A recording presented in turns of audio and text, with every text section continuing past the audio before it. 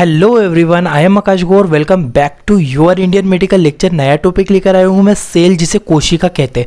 होता क्या है, वीडियो स्टार्ट करने से पहले मेरी बात सुनिए। आप एक बार मेरा चैनल विजिट करके देखो, वहाँ पे आप लोगों को मेडिकल के, आप किसी भी फील्ड से बिलोंग करते हो, आप नर्सिंग हो, क्या आप पैरामेडिकल हो, आप फिजियोथेरेपी से हो, आप डॉक्टर हो, आप चाहे मेडिकल की किसी भी फील्ड से बिलोंग करते हो, sequentially topic, sequentially lecture, Hindi plus English दोनों लैंग्वेज में डले हुए हैं। एक बार चैनल विजिट करके देखना, सारी चीज़ें वहाँ पे आपको क्लियर हो जाएगी गाइस। ठीक है, स्टार्ट करता हूँ। सेल या कोशिका किसे कहते हैं? देखो, cell smallest unit of the body. It was firstly discovered by Robert Hooke in 1665। बोलना चाह रहा है कि कोशिका शरीर की सबसे छोटी संरचनात्मक क्रियात्मक इकाई होती है। इसकी खोज सर्वप्रथम रॉबर्ट हुक ने सन 1664 में की थी। सिंपल बात है गाइस, हिंदी प्लस इंग्लिश दोनों लैंग्वेज में आपको समझाया मैंने कि मैंने एक पॉइंट लिखा हुआ है कि आपकी जो सेल है, सबसे पहले इसकी डिस्कवरी की थी रॉबर्ट हुक ने। ये क्वेश्चन बहुत बार एग्जाम में पूछा गया है। कब की थी? 1664 में करी थी। ठीक है, इनके अकॉर्डिंग देखो, आगे बताता हूँ। Cell has very form and size. देखो, इसके पहले आप ये पॉइंट समझो कि जो कोशिका है ना, ये हमारे कोशिका हमारे शरीर की संरचनात्मक और क्रियात्मक इकाई है गाइस। संरचनात्मक का मतलब होता है कि जो कि हमारी बॉडी की संरचनात्मक बने।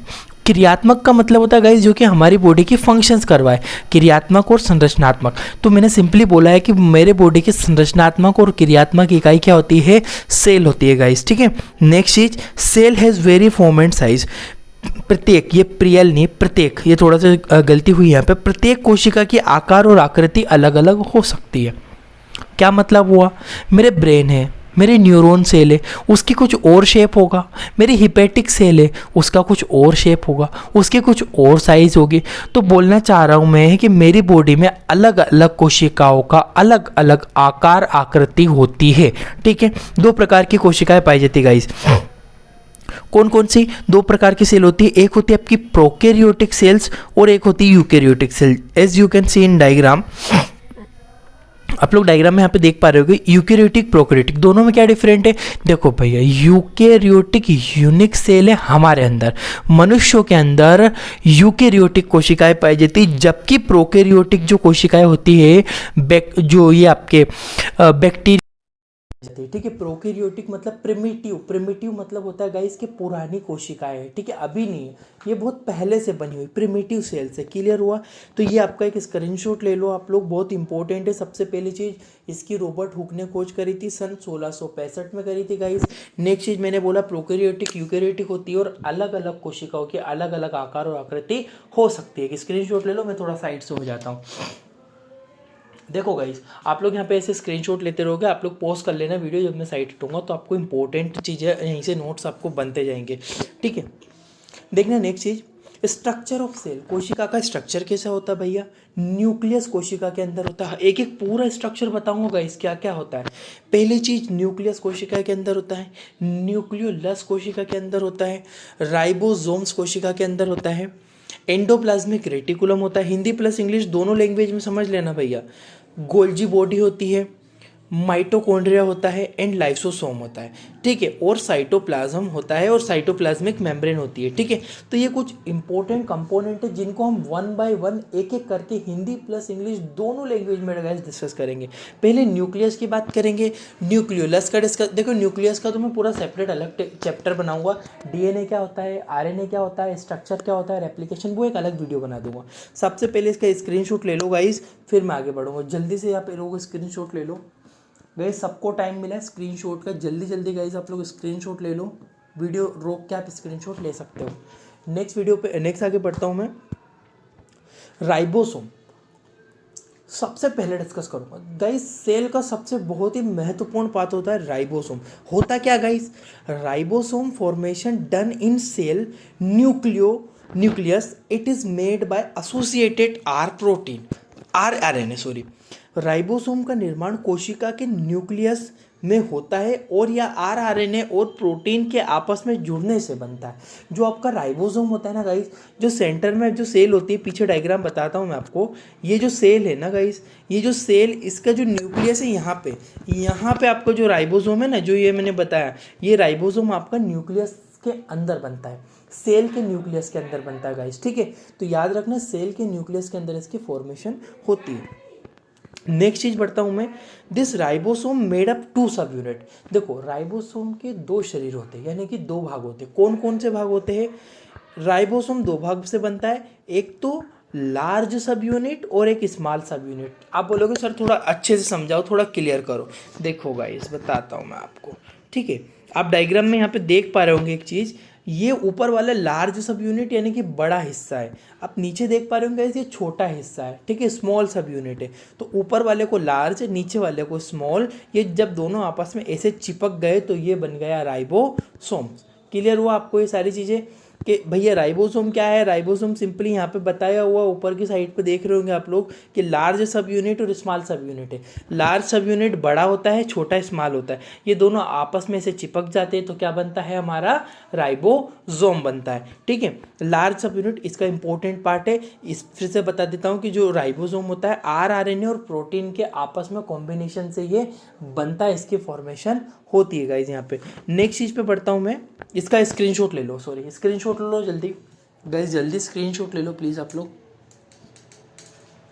क्लियर हुआ? अब आप स्क्रीनशॉट लिया, अब नेक्स्ट चीज पे बढ़ता हूँ मैं इसके में, टाइप्स ऑफ राइबोसोम। अब राइबोसोम के भैया कितने प्रकार होते हैं, कितने टाइप्स आपके राइबोसोम यहाँ पे दिए हुए। देखो पहले नंबर पे जो गाइस राइबोसोम है हमारा, पहले नंबर पे राइबोसोम आता है 70S राइबोसोम। एक होता है 80S। जो 70 वाला राइबोसोम है ये प्रोकैरियोटिक सेल से मिलता है, यानी कि बैक्टीरिया वगैरह के अंदर हमें ये सिंपली मिलेगा। जबकि 80S राइबोसोम्स की बात करूँ तो ये वाला यूकैरियोटिक यूनिक है, हमारे अंदर मिलेगा गाइस, ठीक है। तो याद रखना यूनिक होता है, हमारे अंदर पाया जाता है, और प्रोकैरियोटिक पुरानी जो प्रिमिटिव कोशिकाएं है यानी कि बैक्टीरिया वगैरह, उनके अंदर सिंपली हमें वो मिलता है। नेक्स्ट इसका भी स्क्रीनशॉट ले लो, फिर मैं आगे बढ़ूंगा यहाँ से, ठीक है।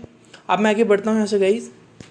अब आती है बात मैकेनिज्म। मैकेनिज्म का मतलब सिंपली होता है गाइस कि ये काम क्या करता है, क्या काम करता है, ठीक है। Ribosome are form in nucleus and it release in nucleolus. बोलना चाहता है कि राइबोसोम जो है इसका निर्माण न्यूक्लियस के अंदर होता है। अभी बताया था, सेल देख लो आप लोग ऊपर जरा, यहाँ पे ये दी हुई है ऊपर की साइड पे, ये हमारी जो सेल दी हुई है यहाँ पे, इस सेल के न्यूक्लियस के अंदर बनता है राइबोसोम।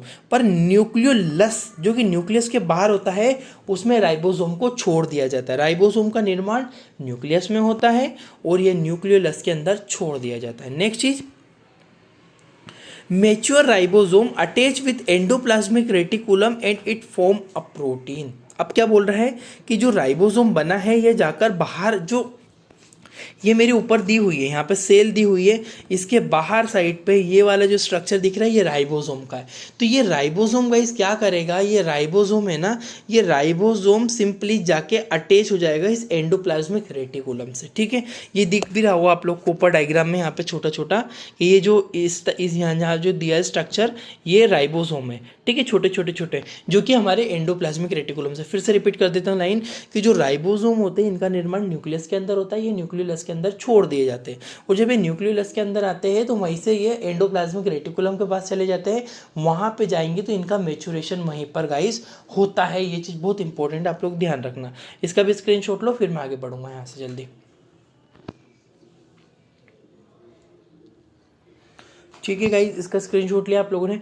नेक्स्ट हम लोग डिस्कस करते हैं इसमें, देखो ये रहा हमारा राइबोसोम। सिंपली आप लोग राइबोसोम इजीली देख पा रहे होंगे यहाँ पे। तो ये राइबोसोम है ना, ऊपर लार्ज सब यूनिट थी, नीचे स्मॉल सब यूनिट थी, बीच में ये रही चेन आरआरएनए की, ऐसे लाइन चल रही है आरआरएनए की। ये आरआरएनए की एमआरएनए है, सॉरी एमआरएनए है। एमआरएनए में के ऊपर से ये आके टीआरएनए, ट्रांसफर आरएनए जुड़ा, ऊपर से अमीनो एसिड जुड़े, ये आया, ये टीआरएनए फ्री हो जाएगा। ये लंबी सी जो चेन बन रही है गाइस, ये होती है अमीनो एसिड की चेन, जिसे हम प्रोटीन कहते हैं गाइस, ठीक है। तो इस टाइप से प्रोटीन का निर्माण होता है। नेक्स्ट डिस्कस करेंगे एंडोप्लाज्मिक रेटिकुलम क्या होता है गाइस। सेल के अंदर बहुत इंपॉर्टेंट पार्ट होता है एंडोप्लाज्मिक रेटिकुलम का।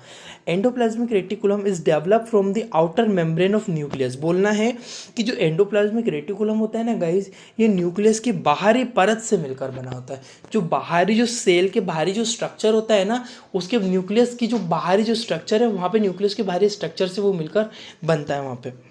टाइप्स ऑफ एंडोप्लाज्मिक रेटिकुलम के कितने टाइप होते हैं गाइस, सिंपली बात दी हुई है। ये जो RER का मतलब होता है एंडोप्लाज्मिक रेटिकुलम, ठीक है।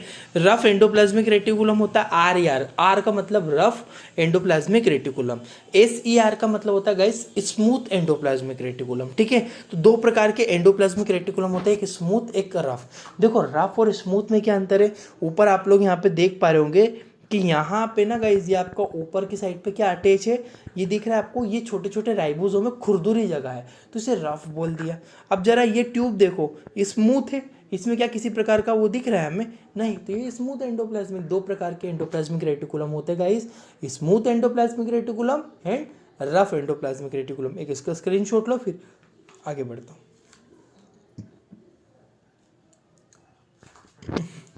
क्लियर हो गाइस, अब आगे बढ़ता हूँ मैं यहाँ से।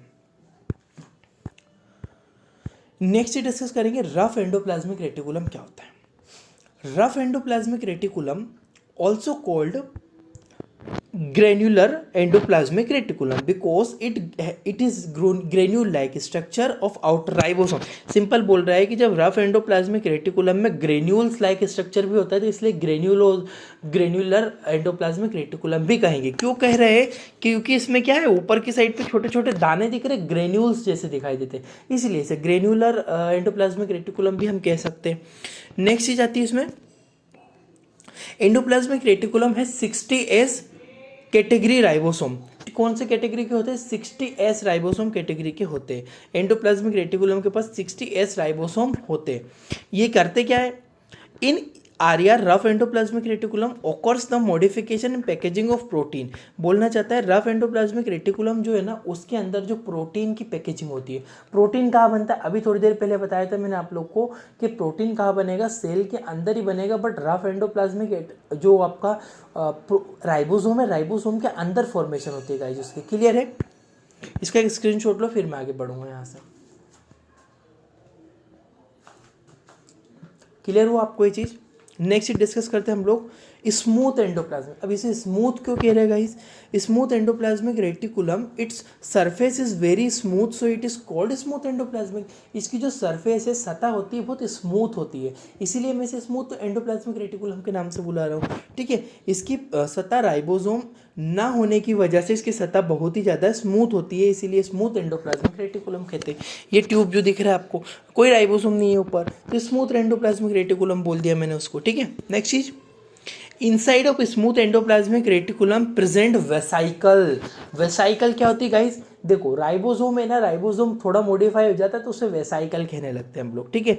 स्मूथ एंडोप्लाज्मिक रेटिकुलम के अंदर वेसाइकल पाई जाती है। In this vesicle protein are packed. देखो वेसाइकल के अंदर क्या होता है, प्रोटीन पेक होता है। अब जो राइबोसोम था ना, उसने वेसाइकल में कन्वर्ट हो गया वो, ठीक है। अब आगे बढ़ता हूँ मैं यहाँ से, एक इसका स्क्रीनशॉट ले लो पहले, आप लोग जल्दी स्क्रीनशॉट ले लो, ठीक है गाइस। अब मैं आगे बढ़ता हूँ यहाँ से। नेक्स्ट डिस्कस करते हैं हम लोग कॉमन फंक्शन। जो एंडोप्लाज्मिक रेटिकुलम है उसको कॉमन क्या फंक्शंस होते हैं। पहला है endoplasmic reticulum work as transport system.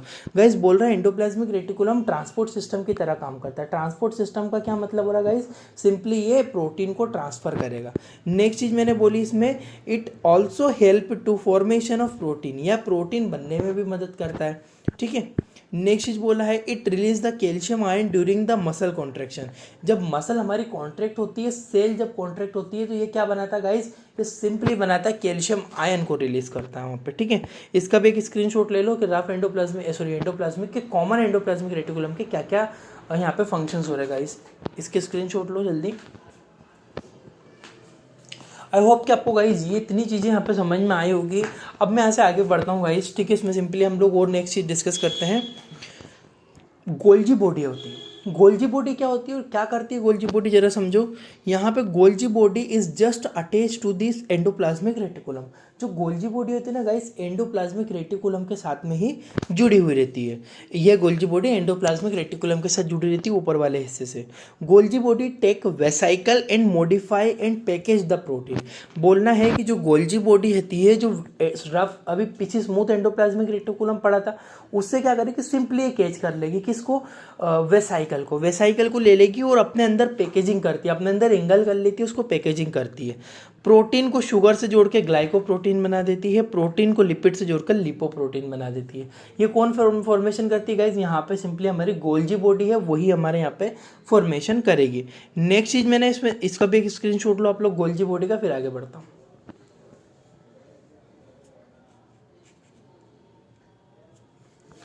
Clear हुआ गाइज?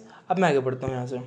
नेक्स्ट डिस्कस करना है हम लोग को लाइसोसोम क्या होता है। अब देखो गाइज, जो अपने राइबोसोम थे ना, वो राइबोसोम सेल में चले जाते हैं। सेल में जाने के बाद गाइज ये ना मॉडिफाई हो जाते हैं और ये कुछ कुछ जो होते हैं जो सेल के बाहर नहीं जा पाते वो लाइसोसोम में।